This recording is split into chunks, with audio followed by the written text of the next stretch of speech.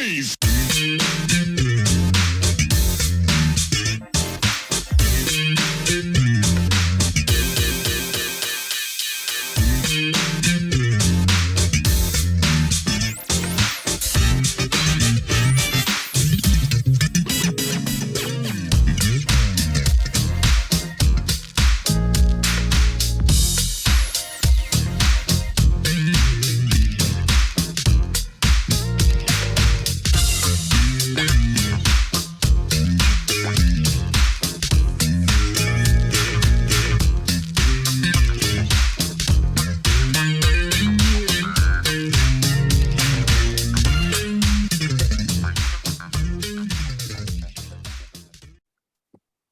I'm delighted to welcome to Truth and Rhythm, flutist, multi-instrumentalist, singer, composer, arranger, and producer, David Pic Conley, best known as an original member of one of the 1980s most successful R&B acts, Surface. From 1986 to 1990, the trio landed 3 albums in the R&B Top 20 and scored 9 consecutive Top 10 R&B hits. Those songs were Happy, Lately, I Missed, Closer Than Friends, Shower Me With Your Love, You Are My Everything, Can We Spend Some Time, All I Want, and The First Time, which went to #1 on the R&B as well as pop and adult contemporary charts. Were that not enough, he has also worked with stars like Mandrill, Sister Sledge, New Edition, Gwen Guthrie, Isaac Hayes, Rebbie Jackson, The Jets, Jermaine Jackson, Melba Moore, Stanley Jordan, and Aretha Franklin. Ooh. David, thank you so much for joining the show. How are you, man? It seems like you did your homework, Scott. Yeah, I do what I can. I'm doing great. I'm really doing great. How's everything? Oh, things are good. Thank you for joining the show. Much appreciated. No question about it. No question. Pleasure's mine. Where are you today, David? I am in my studio right now, and that's Smyrna, Georgia. I've been here for maybe about 2.5 years. All right. Originally from Newark, though, I understand. Oh, yeah. I'm a Jersey boy. So sure enough, Jersey boy all the way. Uh-huh. Let's start back then and get an idea, David, of, how you came into music. And I think your brother is also musical. Did you have other musical family members? Yeah. Tell us a little bit about that. I had a sister that sang. She passed away, but she could sing. I wasn't too aware of her singing at the time because she was actually the musician of the family, not me. I came into music after high school. And it was sort of like, coincidental, I guess you might say. But I always felt like God sent me that flute. And when I got it, it was like I could play it right away.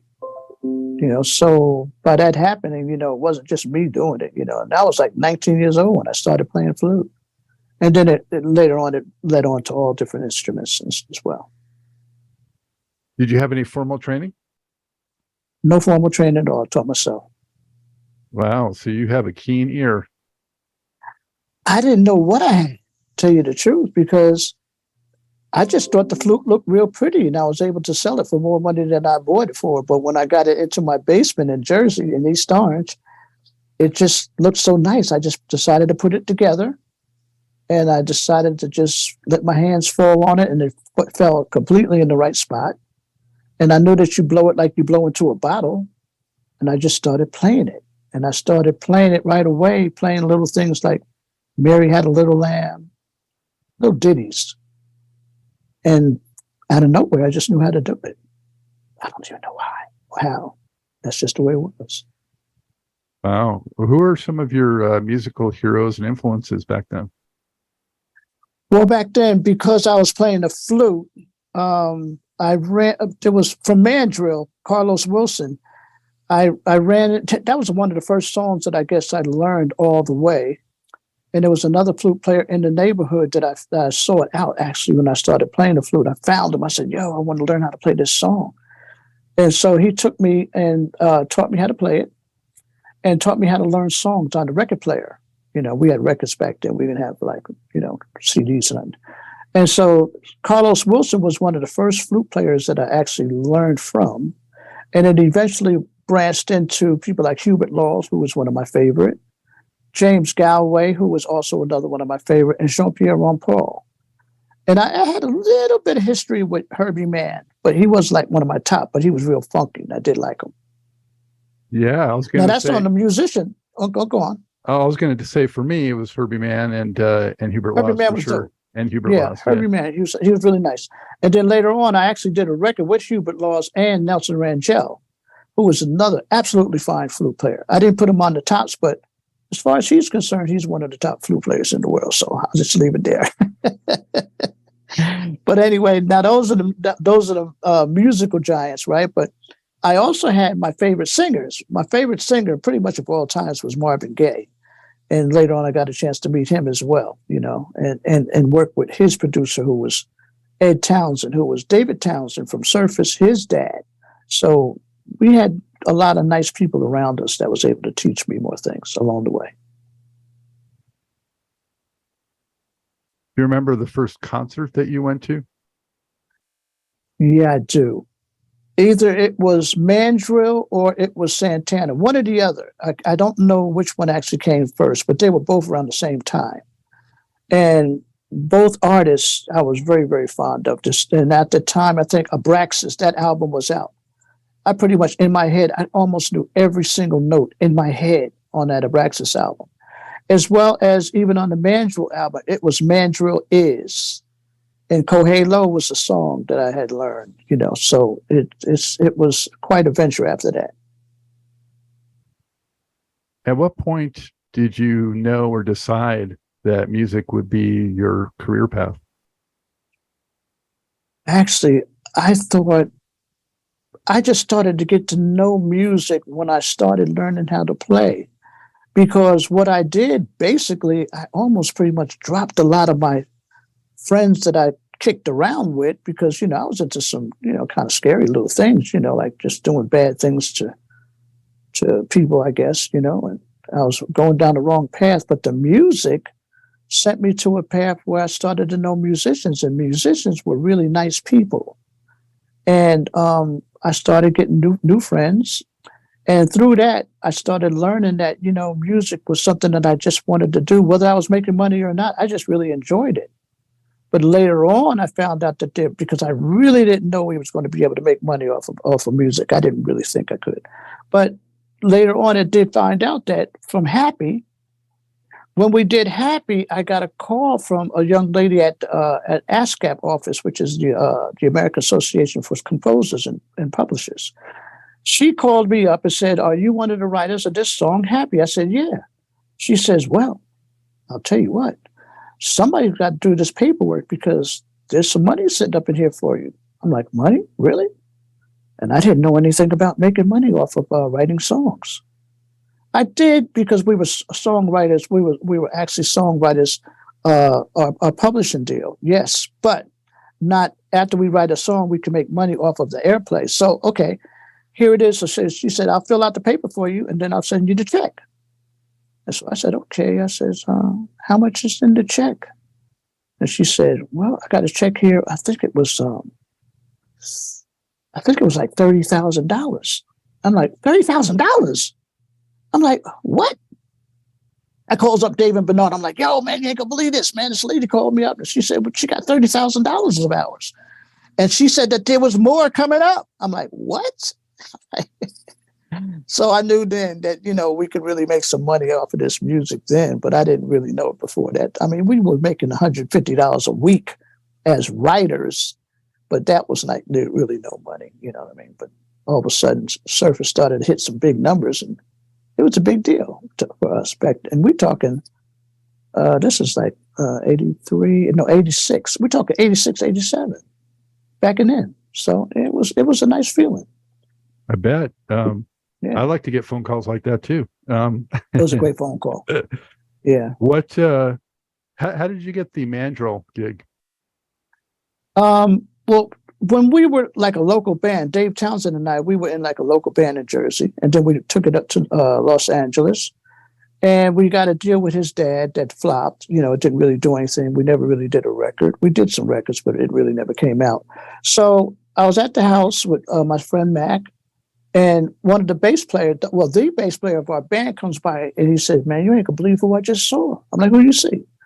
He said, "Man, I just saw Mandrill up in the studio, up in Studio City." I'm like, "What?" I said, "Man, you got to take me up there." He said, man, I'm too tired, man. I don't want to go all the way up there. I mean, I literally was like ready to kill him if he didn't take me. So he finally decided to take me. And when I got up in there, I just walked in the studio. I knew all the guys because I followed them. I knew everybody in the group. I knew all, because we used to read all the credits on the back of the album. So I knew it. I knew all their songs.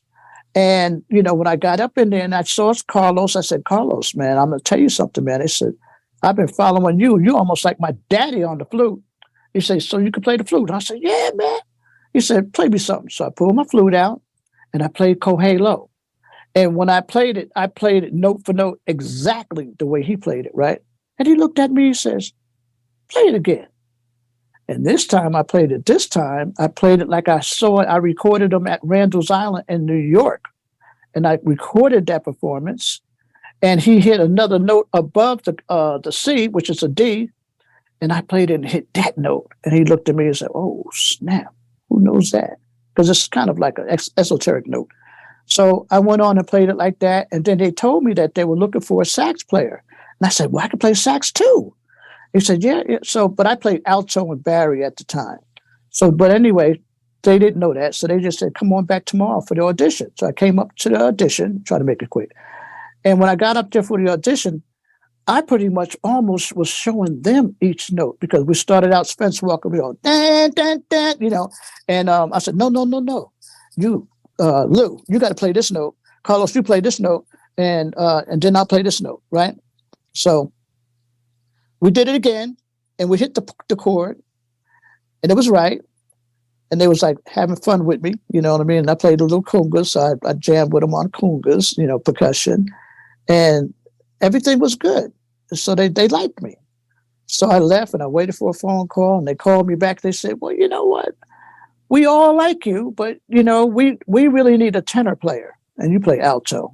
I'm like, okay. So I decided to go to pawn shops, and I found a little tenor sax for $60.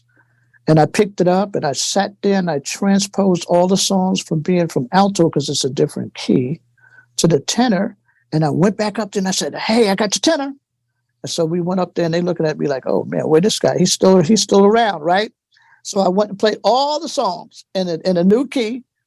And so they pretty much was convinced with me. But then there was another thing that got in the way, because they said, well, maybe we don't want the tenor player, because a violinist came in and they wanted to have the violin instead of the tenor. And I pretty much told them, I said, man, you can't hire no violin player over me. I'm the one that's supposed to be in this group. I'm almost telling them. So they put me in the group, and they said, listen, I want you to be at such and such place at such and such time. We're going down to San Diego, and we're going to do our first performance in San Diego. So that's really was my introduction to the group of Mandrill. Wow. See, persistence pays off, right? I was so persistent. I was not going to let that go. I said, no, I'm in this group. Y'all don't know. I was born to be in this group. How old were you then? Oh, I was in my 20s. I might have been 25, 26 or something like that. I don't really know. I mean, I could figure it out, but I was in my 20s. And you appeared on Soul Train with them, right? I appeared on Soul Train. That was a really, really big deal for me. That was in 1977. I appeared on Soul Train with them. And not only that, they announced my name, and they point the camera at me the whole nine. So it was like a really, really big deal. So that pretty much sealed me in the group, you know, and we did a nice little tour and TV shows and all kinds of stuff. We even went to South America as well. You know, we did a little sort of maybe a 2-week tour in South America. So it was a lot of fun, you know, and I got to know new things about the music business through them as well. And Nefty's been on the show, and I saw you listed for that side project he did way back then that wasn't released until a couple of years ago, was under his name. And, yeah, I didn't know it was released. You're telling me something new. Yeah, it's out there now. Do you know the name of it? It's just Nefty or Neftali? It's under his name, Neftali Santiago, and okay. It's got Bionic Funk on there, I think, and some other tracks. Yeah. So there was a song that my brother was playing bass on. He played bass on one of the songs as well. Yeah. Oh, I'd like to look that up. Yeah, yeah. Real cool.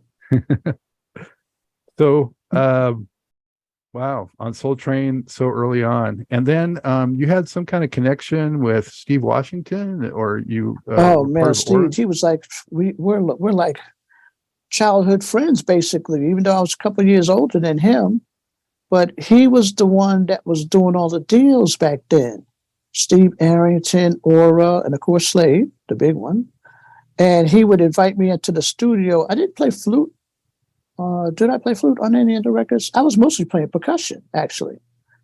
So he invited me there, and that's actually how I got my first deal, through Steve Washington. I was in the studio with him. We were doing some music on a Slave album. Ken Carey was there, who was, I guess, the head of South Soul Records. And I was having a conversation with Starlita Young, who was one of the female singers in the group. And I said, I got a really nice song that me and Dave Townsend just wrote. And Ken was listening. He was over there listening. And he said, so you got a good song, huh? I said, I think I do. He said, let me hear it. So he said, we went into Studio B. I pulled out the cassette, played Falling in Love for him. And he says, wow, you know what? I think you do got a good song. If you do it as a record, I'll put it out. So that was my first introduction to having my own first record deal, was through Steve Washington, being in the right place at the right time. Are you still? And that was Surface. Have you kept in touch with him at all? Or? Oh yeah. He's been going through some illnesses, yeah, and praying for him and just sending my nephew. My nephew's been pretty much taking care of him, doing some things, anything he needs. My nephew's been around for him, because he's still up in Jersey and I'm down here in Georgia. So yeah, I definitely still stay in touch with Steve. Yeah, that's good to hear. Yeah, I know he's had some health issues, so that's good to hear. Yeah, but he's still a beautiful cat, man. I just love that brother right there. Oh, and just his the breadth of what he did back then. I mean, I don't think he got over as big as he should have, because I mean, he has fingers in so many things. And I thought that even with George Clinton too. Yeah, I thought he was one of the best guys at making music that was accessible, but still had some of that funk, Oh, yeah. He was definitely the funk man back then. Well, he was the one. He was the act, and we're both kind of short, not kind of short. We're both very short. And we both had dreadlocks, we're kind of like almost like brothers in a sense. People look at him, they look at me, you know what I mean? So you can't get away from that, so. But he was into the funk for real. He was definitely one of the starters of it all in art area, And we had a lot. We had School in the Gang. We had so many groups. It's hard to name them all. Were you on any of Aura's better known songs, like "Are You Single" or anything like that? I don't know if I was on "Are You Single." I just don't remember. I know I was definitely, on Aura's album, with Star, we called it Star, and Kurt. And it was still a new thing for me. All that was so new. And I wasn't clocking credits and clocking being a studio musician. I was Steve's boy, you know what I mean? We were cool. And, he was cool by letting me in on the sessions, you know what I mean? So it was like that. He even did Steve Arrington in a record even before Steve Arrington really jumped off. I'm not sure if I was on that single. Matter of fact, I know I wasn't. I was really surprised that he had so many deals that was popping off. So I watched him to learn how to do stuff like that, so he was really like my mentor. Without even knowing it, he didn't even know that he was meaning so much to me. He kind of knows now, because my nephew's been telling him. He's surprised, but don't be surprised, Steve. You're my dude. Love you. Yeah, I love giving him the props because, he's done so much music that I love, and also just been impressed by what he's accomplished. Oh, yeah, man. He's the one. We grew up under him. Mm-hmm. So, David, how'd you get the Pic part of your name? Oh, you want to open that can of worms, huh? Well, my nickname used to be Pickle. And my aunt gave it to me when I was born because she said I looked like a pickle. And later on, I found out that wasn't the coolest name to have, especially when you was young and talking to girls and all that kind of stuff. And I remember speaking to a young lady, and she asked me what my name was. And I said, Pickle. She said, Pickle? It kind of turned her off, so she walked away. And so I decided that I need to shorten it. Maybe if I just say Pic, so everybody still knows me as who I am, but we'll shorten it. And that's how I came to Pic. And then I just kept it throughout the career, David Pic Conley, and it became a thing, All right. I hear it. So that's how it is, yeah. So Falling in Love on Salsa, very much a clubby dance kind of record, and female lead vocal, and When Your Ex Wants You Back was kind of similar. What happened at Salsa? I think they went under at some point, right? And what happened? I wasn't with them when they went under. I was just really trying to just make it as an artist. In the interim, myself and Karen Copeland, we had our problems, okay? And the problems didn't work itself out, so I just put her on the side, pretty much. When you're new in the business, you really don't know all the business stuff. And sometimes you can think you're bigger than you are, because at that time, New York was blasting Falling in Love. Like, it was, you were not going nowhere without hearing Falling in Love. And we were getting a lot of club dates behind that song and doing all kinds of stuff like that. So later on, we did break up, her and I, as a group, because we were never together as a couple. And then later on, I met David. Well, Dave's always been in, because Dave co-wrote the song with me. And then we met Bernard. So Surface became something a little bit different after that, because originally it was Karen Copeland, right? So Salso itself at the time probably was going through some changes, because they were like pretty much a club type of label. I think they had Instant Funk. Was that the name of the group? Instant Funk. They had Yep. They had Sky. Got my mind made up. Sky. Yeah, Sky was a big one. And they had Surface. So as Surface was in the beginning with me and Karen Copeland, but later on it changed to myself, Bernard, and Dave Townsend. So I left and they left, and we went on to other things. Did you leave other tracks at Salsa? Was there an album that never got out, or? No, there was another track that I did leave there. What was the name of that? Just a Mirage. Just a Mirage was really a dope song, but he never put it out. So Save Your Love for Me. We did leave a couple songs laying around, but he never picked them up as an album. He said he would if we came up with the right songs, but I'll tell you what his comment to me was. When we did Falling in Love, he asked me to put together enough songs, and he would give me X amount of dollars to do an album. And so he wanted me to just pretty much show him some songs. And When You Ex Want You Back, he did end up putting out, but he said, you know what? I think you guys stumbled.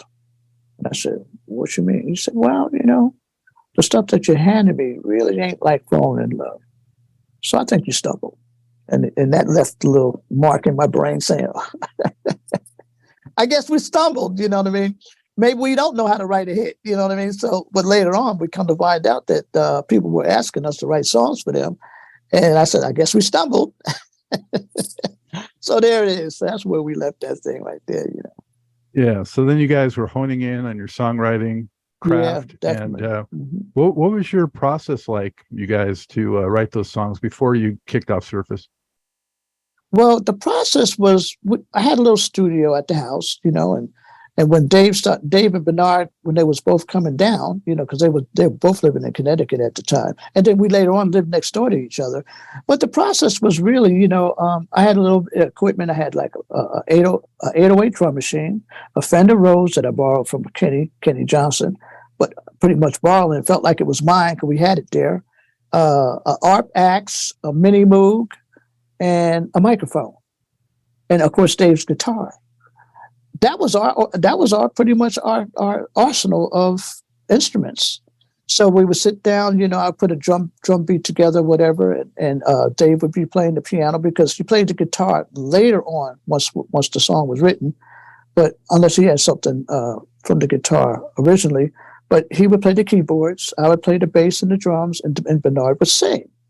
So pretty much, did we all do a little bit of everything? Yeah, but still, that was still the basis of our formula. That was the way we put songs together. We always knew that we had a bass line and some drums. We always knew we had some chords with the piano, and we always knew we had a voice. Prior to having Bernard in town, me and Dave, we were mostly writing music tracks. And we rarely wrote full songs like Falling in Love, but like Ken Carey said we stumbled.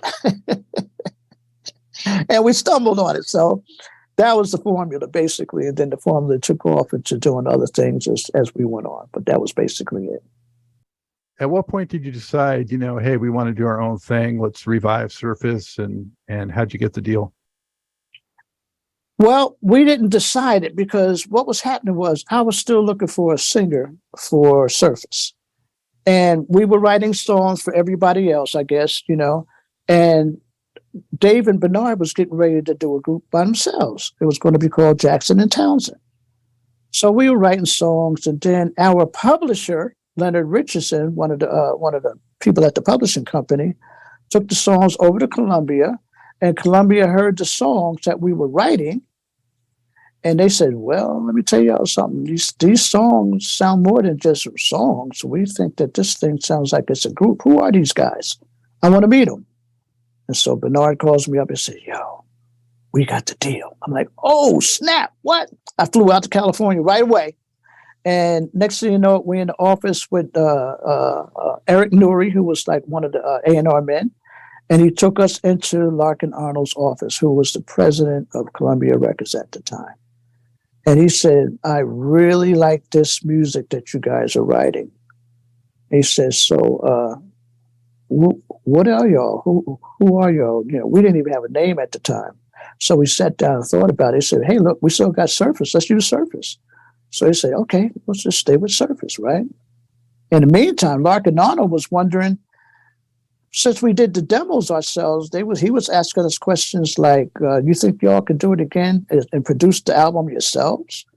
And we was like, well, we don't know any other way to do it, So he says, okay, I'll try y'all out.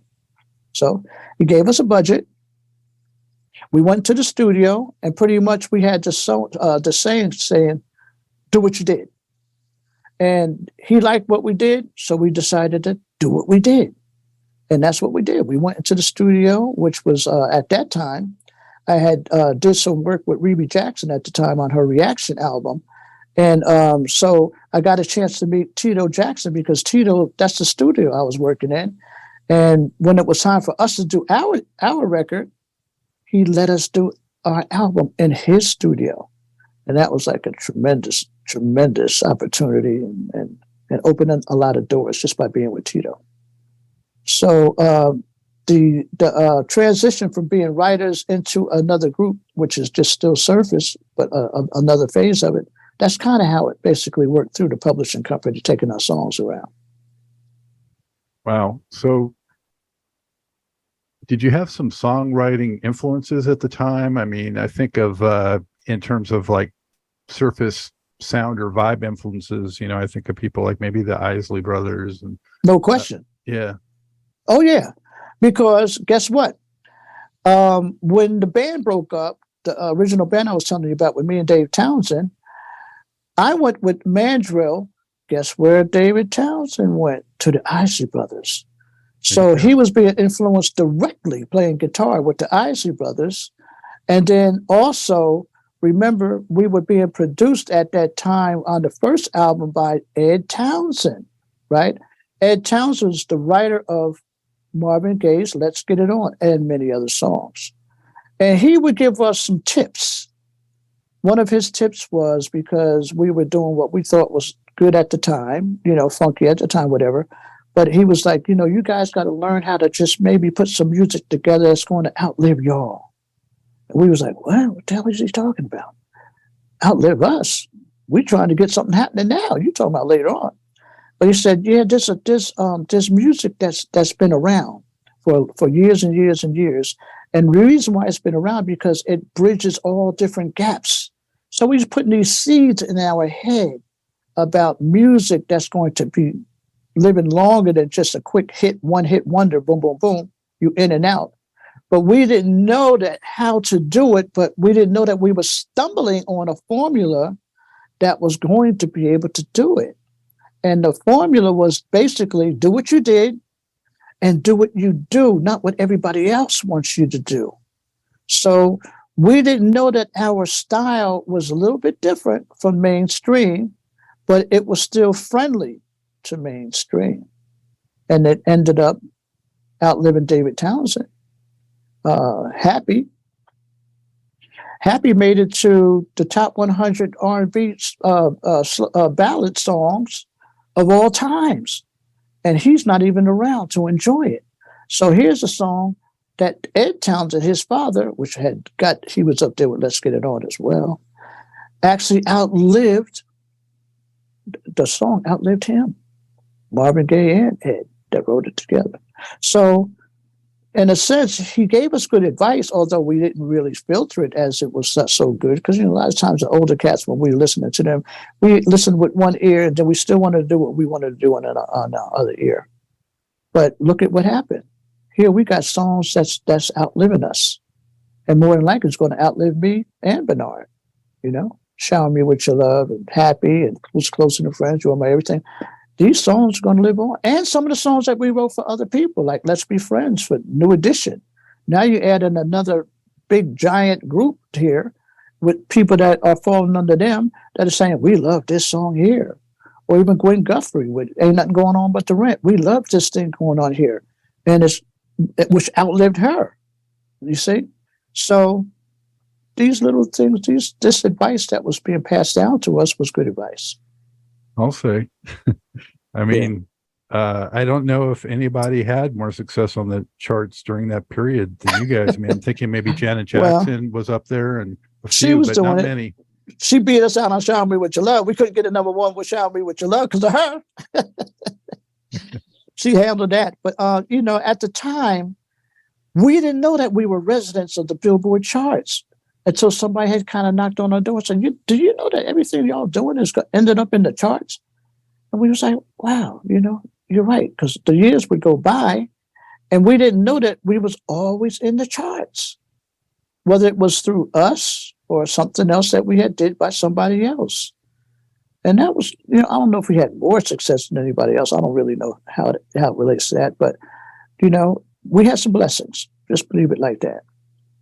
Well, David, I was a DJ during that time, ran a mobile disc jockey company, did countless weddings among all kinds of gigs. Mm-hmm. And I got to tell you, songs like Shower Me With Your Love, The First Time, I mean, those were wedding staples. Right. You ain't lying about that. It was good to be stapled with something like that, like weddings, you know what I mean?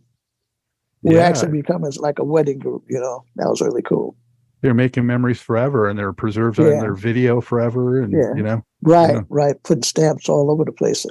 Sometimes you don't even recognize some. You just like roll and don't even know that these are some of the shadow imprints that you're leaving on people. But it's nice to come back to those thoughts and say, hey, we did a little something.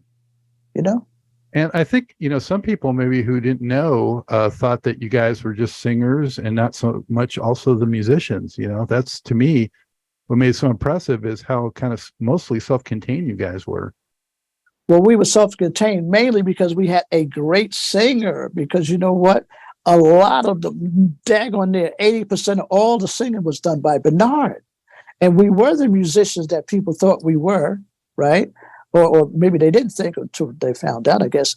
But, me and Dave, we didn't have a whole lot of light behind the microphone, but we had, we was on the number one record with You Are My Everything. But at the same time, we weren't the singers like the singing group. We were self-contained group. I'm going to leave it there. We had Bernard. Oh, yeah, tremendous vocalist. And when I heard that, you were initially thinking of, just going with another female and ended up with him, that's a pretty happy result to, Yeah, what a resolve, right? Yeah. Wonderful. Did you guys tour at all on the first record? We toured on the first record as well as the second record, And the first tour that we did was quite a big tour. It was like an experience. We did 10 months on the road. And what an experience that was to actually see the people face to face, and they finally get to see us, and they finally grab us and hugs and kisses, and selling records. It was just an experience that we never thought we could have been able to do, right? And here we are on a tour bus, the whole thing, going overseas. We went to Japan. We went to different places like Bermuda, which surface we mostly it was Japan, Hawaii. We went, places like that, we didn't go to Europe, which was strange. We didn't go to Europe. I went to Europe later on, also with Surface as well, but not at that time. But yeah, we definitely did tours, yeah. What was the stage act like? Oh, we had a dope band, I could tell you that. We had two keyboards, two guitars, including Dave. We had a bass player, and one of the keyboard players. Everybody in the band sang. First of all, we had great singers, and they all sang. And then we had me, David Bernard, in the front. So that was kind of like the band setup, the backstage. And we had a great choreographer who was able to work with two left feet on me and Dave. And Bernard, he was really the dancer. So we had extra little things going on with him. So he was like, the guy that did all the dancing. And we took one of the guys from the back who was a really good dancer, Robbie. And he was real fancy. He could dance his tail off. So he would do a lot of the fancy dancing and stuff like that. So we had a full unit going on out there. We had all singers. We had musicians that were really, really nice and did the music just like the record when we wanted it to, and stretch it out when we wanted it to do other things. So it was quite an interesting show. So, but the biggest thing with us is when you came to see us, you really came to hear the records. You was not going to get slighted. You was going to hear that record that you loved and a little extra on top. But our whole thing was, let's give them what we did. Once again, do what you did. And with our songs having such a stamp on people, we felt like they really wanted to hear those songs the way they heard them on the radio. So that was our touch. That's what we did on purpose. That was our touch. What instrument did you mostly play while on stage? I played a little bit of keyboards, but my main instrument was flute and percussion. So in the beginning, I was doing a lot of percussion work and a lot of flute work, and with the synthesizer work, it wasn't like I was doing the bass, because we had a great bass player here, so pretty much he did all my parts on the bass. And I think at the time I was really settling down to the flute. Flute is my main instrument anyway, but I still wanted to settle into something that just was like me, and that was me. And even some of the keyboard stuff that I was doing, it was mostly samples and stuff like that. Some of the samples, I would sample a lot of different horns and stuff that we had on the music. I would sample them and just play them with the keys and things like that. Because we had the little portable keyboard players that we could kind of wear like a guitar. So we did that for the show, because that's part of the show. But my main instrument out there was really backgrounds and the flute. That's really where I really wanted to end up in, right there. Now, what was the association with Everett Collins? Because he has some Isley connections too, right? He was also came in with the Isleys as well. When we started out, we even thought about possibly doing Surface before Bernard with Everett. Because also, he was also a singer as well. And he was the drummer for Isley Brothers, but he also played keyboards for us. He didn't play drums for us. Gene Lake was our drummer, and he's still my drummer now. That dude is still, man, he's the one. But anyway, so, and we also we kind of lived in the same area in Virginia. So that was later on, because we started out living in New Jersey and he was in Long Island. And when we would go on tour, I kept watching Everett going out to different places, real estate companies, and looking at houses and stuff. So I kept looking at him like, let me hang out with Everett for a minute, see what's going on with him. And he started looking at houses. So I started looking at houses. And eventually I found a house in Virginia. And I told him about it. I said, look, this is a new area that they're building. The house is a great, man. You should come on buy something down here. And so I bought it down. I bought a house down there in Williamsburg, and then I pretty much convinced him to buy a house down there as well. Of course, I was trying to get everybody down there, but he ended up buying a house, so we stayed. We was down there together, so we were still together like that. So of course, we're great friends. Did you have a lot of fun doing all those videos you guys got out? No, No. I was never a video guy. Matter of fact, me and Dave, we almost like the same because the videos was mostly concentrating on Bernard, because he's the lead singer. And so we pretty much took a back seat, and we was pretty much in the green room for hours, waiting. Okay, when they gonna call us? When they gonna call us? When they gonna call us? So finally, we get up and we got our little spot. We do our little thing, and then we're gone again. And so that it never really did anything for me.